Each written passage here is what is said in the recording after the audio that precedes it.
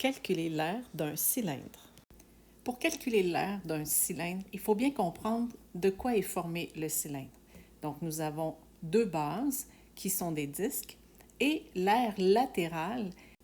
Quand on déroule notre cylindre, ce qu'on observe, c'est que l'aire latérale est finalement un rectangle. La hauteur de mon cylindre va représenter la hauteur de mon rectangle. La base de mon rectangle, elle, va être la même mesure que la circonférence. Donc, rappelez-vous tout à l'heure, quand on a déroulé notre cylindre, en fait, c'est que la base ici, mon rectangle, va vraiment être représentée par la circonférence.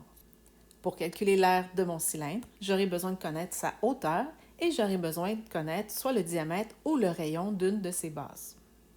La formule pour calculer l'aire des bases, donc c'est des disques. L'aire est égale à pi fois le rayon au carré. Et pour calculer l'aire latérale, c'est un rectangle, donc j'aurai besoin de la circonférence multipliée par la hauteur de mon cylindre. Pour calculer l'aire totale, j'additionne l'aire des deux bases plus l'aire latérale.